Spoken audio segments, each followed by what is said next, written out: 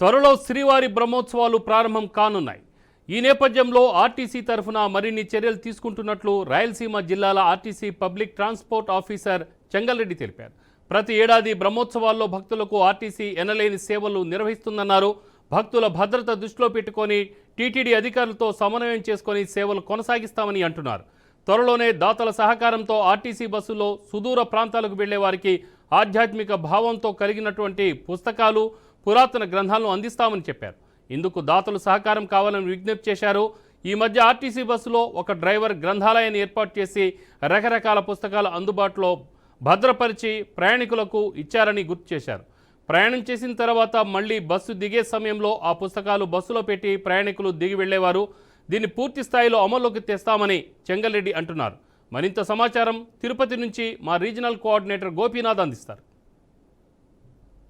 అయితే బ్రహ్మోత్సవాలు వస్తున్న నేపథ్యంలో మరి ఈ సంవత్సరానికి సంబంధించి ఎటువంటి చర్యలు తీసుకుంటున్నారు, బ్రహ్మోత్సవాలకు ఎటువంటి బస్సులు ఏర్పాటు చేయబోతున్నారు, అదనపు బస్సులు కూడా అవసరం ఉంటుంది కాబట్టి ఎటువంటి నిర్ణయాలు తీసుకొని ముందుకెళ్ళబోతున్నారు, మనకు ఆర్టీసీ రీజనల్ మేనేజర్ చెంగల్రెడ్డి గారు మనతో ఉన్నారు. సార్ చెప్పండి సార్, బ్రహ్మోత్సవాలు తక్కువ సమయం ఉంది, మీరు కూడా అధికారులతో మాట్లాడడం జరిగింది, వీళ్ళు కలిశారు, ఏంటి ఎట్లా ప్లానింగ్స్? అక్టోబర్లో జరిగే బ్రహ్మోత్సవాలకి ఏపీఎస్ఆర్టీసీ గత 3 నెలల నుంచి సమాయత్తమవుతోంది. వాటిల్లో అత్యంత కీలకము వెహికల్ కండిషన్, బస్సు కండిషన్. అంటే బస్సు ఎటువంటి పరిస్థితుల్లో ఘాట్ రోడ్లో ఫెయిల్ కాకూడదు. పొరపాటున ఏమైనా ఫెయిల్ అయితే ట్రాఫిక్ జామ్ అయ్యే అవకాశం ఉంటుంది. ఇంకా అత్యంత కీలకము గరుడ సేవ రోజు. కాబట్టి బస్సు కండిషను బాగుండేట్లు, అపీరెన్స్ బాగుండేట్లు మేము గత 3 నెలల నుంచి 5 దశల్లో చెకింగ్ చేస్తున్నాం. సహజంగా ఎందుకంటే మనం బస్సులో ట్రావెల్ చేసేటప్పుడు ట్రైన్స్లో అయినా బస్సులో అయినా ఎక్కువగా ఈ మొబైల్స్ అనేది ప్రయాణికులు ఆపరేట్ చేస్తుంటారు. దానివల్ల అనారోగ్యం కూడా వస్తూ ఉంది, రకరకాల సమస్యలు ఉన్నాయి. కానీ ఆర్టీసీలో ఈ మధ్య మేము చూసాం, ఒక డ్రైవరు కొన్ని బుక్స్ కలెక్ట్ చేసి వాటినన్నింటి కూడా ప్రయాణికులకి ఇచ్చి, అంటే ఒక కొత్త విధానాన్ని, ఒక ఆలోచన అతను చేయడం జరిగింది. అట్లాంటిదైనా సరే మీరు ఫ్యూచర్లో ఎవరైనా సరే దాతలు కానీ లేదంటే మీరు ఆర్టీసీ తరపున అంటే ప్రభుత్వానికి ఇట్లా ఏదైనా రెఫర్ చేసి ఇట్లా ఏమైనా ప్రయత్నాలు చేస్తారా? అలాంటిది ఏదైనా? ఇది మంచి ఒక కుమార్ అనే ఎలక్ట్రిక్ బస్సు డ్రైవరు, అంటే ఏవీ ట్రాన్స్ లిమిటెడ్ వారి దగ్గర హైరు డ్రైవర్గా పనిచేసే అతను.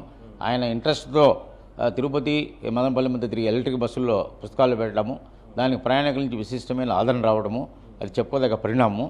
అట్టనే మేము మరి దాతల నుంచి కూడా కొన్ని పుస్తకాలు సేకరించి కొన్ని రూట్లలో ప్రయోగాత్మకంగా పెట్టి ఆ బస్సులను ఒక డిపోలో బస్సులు ఎన్ని ఉన్నాయో కొన్ని బస్సులకు పుస్తకాలు కూడా రొటేషన్ సిస్టంలో పెట్టడానికి ప్రయత్నం చేస్తాము. అది ప్రజల నుంచి లేదా ముఖ్యమైన దాతల నుంచి వస్తే ఇంకా కొంచెం మంచిదని భావిస్తున్నాం. అంటే ఎంతోమంది దాతలు ఉన్నారు ఈ బుక్స్కి సంబంధించి కూడా, మీరు ఏదైనా అలాంటి దాతలు ఐడెంటిఫికేషన్ చేశారా? ఏమన్నా చేయలేదు, కానీ ఎవరైనా సమీప డిపో మేనేజర్లను సంప్రదిస్తే వాటిని మేము బస్సుల్లో పెట్టి మన ప్రయాణికులకు చదివే విధంగా ప్రయత్నాలు చేస్తాం. ఒకవేళ అట్లాంటి ఆలోచన వచ్చి అలాంటి దాతలు ముందుకు వస్తే, అలాంటి బుక్స్ అన్నీ ఇస్తే ఎక్కడెక్కడ ఏ ప్రాంతాలకి ముందుగా ఇష్టం దాతలు ఇచ్చే రూట్లలో పెడతాము. సమీప డిపో మేనేజర్ని వాళ్ళు సంప్రదిస్తే సరిపోతుంది. ఓకే సార్, అంటే ఫైనల్గా ఒక మాట, గరుడ సేవ రోజు ఎక్కువ మంది భక్తులు వస్తారు, మరి ఆ రోజు ప్రత్యేకమైనటువంటి ప్లానింగ్స్ ఏముంది? గరుడ సేవ రోజు ప్రత్యేకంగా వస్తుందో మీకు తెలిసిందే. టీటీడీ వారు కూడా బైక్స్ ముందు రోజు గరుడ సేవ రోజు కూడా నిషేధిస్తారని తెలిసిందే. తిరుపతి తిరుమల మధ్య ఎక్కువ ట్రిప్పులు, అంటే సుమారుగా 2700 నుంచి 3000 రౌండ్ ట్రిప్పులు తిప్పడానికి కసరత్తు చేస్తున్నాం. మొత్తం మీద అంటే స్వామివారికి సంబంధించి గరుడ సేవకు సంబంధించి కావచ్చు, లేదంటే బ్రహ్మోత్సవాలకు సంబంధించి పూర్తి స్థాయిలో కూడా ఆర్టీసీ తరఫున తీసుకోవాల్సిన చర్యలన్నీ కూడా కొనసాగిస్తున్నామని చెంగల్రెడ్డి గారు చెప్తున్నారు. అదే స్థాయిలోనే సుదూర ప్రాంతాలు, ఎందుకంటే ఒక డ్రైవర్ చేసినటువంటి ఒక మంచి ప్రయత్నాన్ని ఖచ్చితంగా అతన్ని అభినందిస్తూనే, ఎందుకంటే ఇప్పుడున్నటువంటి మారుతున్న కాలంలో సెల్ ఫోన్స్ ఇట్లా రకరకాలుగా ట్రావెల్ అంటానే కానీ కూర్చుని వెంటనే అది ట్రైన్ అయినా బస్ అయినా కూర్చుని వెంటనే సెల్ ఫోన్స్ ఆన్ చేయడం, లేదంటే చాటింగ్స్ చేయడం, లేదంటే వీడియోస్ చూడడం, లేదంటే రకరకాల కార్యక్రమాలు చేస్తుంటారు. అదే స్థాయిలోనే ఒక ఆధ్యాత్మికమైనటువంటి పుస్తకాలు కానీ చదివితే చాలా బాగుంటున్న ఉద్దేశంతో ఒక డ్రైవర్ చేసిన కార్యక్రమానికి ఆయన అభినందిస్తూ ఒక మంచి వాతావరణం, మంచిగా ఒక సమాజానికి కూడా ఆర్టీసీ తరఫున సేవ చేసేటటువంటి ప్రయత్నం కూడా మొదలు పెడతామంటూ కూడా దీనికి దాతలు సహకరించాలంటూ కూడా చెంగల్రెడ్డి గారు చెప్తున్నారు. వీడియో జర్నలిస్టు సుధాకర్తో గోపీనాథ్, బీఆర్కే న్యూస్, తిరుపతి నుంచి.